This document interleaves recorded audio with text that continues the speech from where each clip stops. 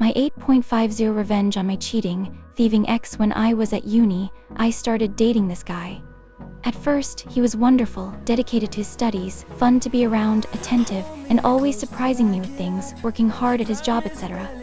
Then, bit by bit, things unraveled. He started skipping classes, then he barely bothered to go at all. Worse still, he never helped around the house, never washed up, cleaned up, did laundry, nothing. He was even fired from his job for too many no-shows. All he wanted to do was sit at home and play Xbox or browse the message boards and forums. This was in the days before social media, when dinosaurs roamed the earth. This left me having to pick up extra shifts, sometimes double and triple shifts, all while going to class and studying.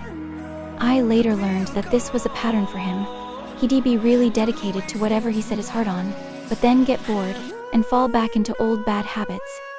Then he'd find a new passion and rinse and repeat. I knew I should have ended the relationship much sooner, but I held out hope that he would snap out of it, that maybe it was just exam stress getting to him. I desperately wanted things to go back to how they were, but it was not meant to be. I caught him cheating and threw him out.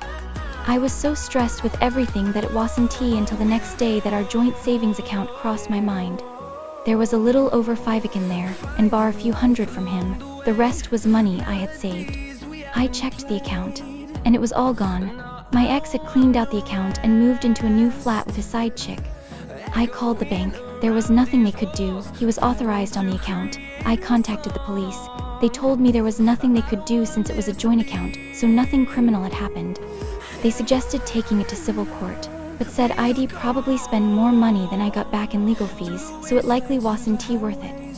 My ex had stolen $5, and there was nothing I could do about it. I felt like such an idiot. I got even angrier when I saw his posts on various forums boasting about his new game consoles, new games, new TVs and gadgets. All bought with my money. I am not usually a vengeful person, petty on occasion, sure, but Ivy never wanted to exact revenge as much as I did right then. And I knew just how to do it. While I was a student, I temped every summer to help pay for my studies. One such job had been for a debt collection agency. The work was as shitty as you can imagine, but it paid really well, and it was only for a few months. My ex had been dodging debt for many years, and he was very proud of that fact. He was also proud of the fact that his debt was close to being statute barred, and he hadn't paid a penny. For those of you who don't know, in the UK, creditors have about 6 years to collect a debt. And then it becomes statute barred. That means the money is still owed, but creditors have no legal way to enforce payments such as using bailiffs. My ex was a few months away from reaching statute barred status. However, what a lot of people don't know is that making a payment on that debt resets the clock.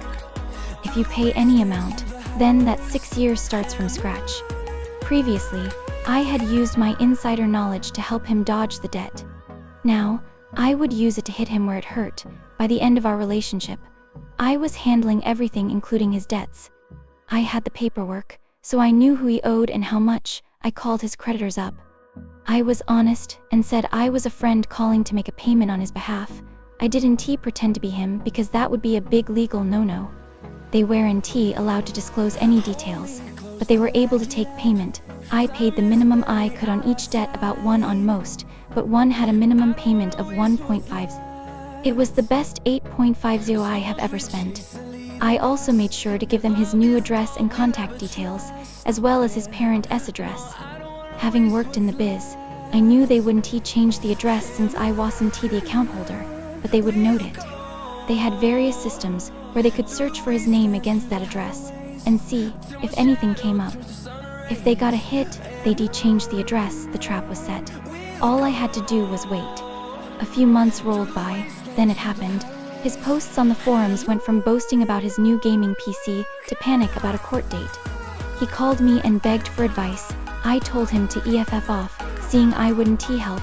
He asked for advice in the forums. One of his online friends told him not to turn up to court. That way they wouldn't be able to prosecute without him there. It was terrible advice that was 100% untrue. In fact, not showing up is one of the worst things you can do, especially in civil court. This was getting better and better. The court date came and went. My ex naturally didn't go. A few weeks later, my ex posted photos of his empty flat. bailiffs had cleaned him out and taken every last one of his shiny new gadgets and toys. On top of that, he ended up with several CCJS county court judgments. These are a big deal and can seriously damage your credit history, making it hard to get bank accounts outside of basic ones, near impossible to get credit, including getting a mortgage, and it can also make it hard to rent a place, since many landlords don T, like renting to people with CCJS as T.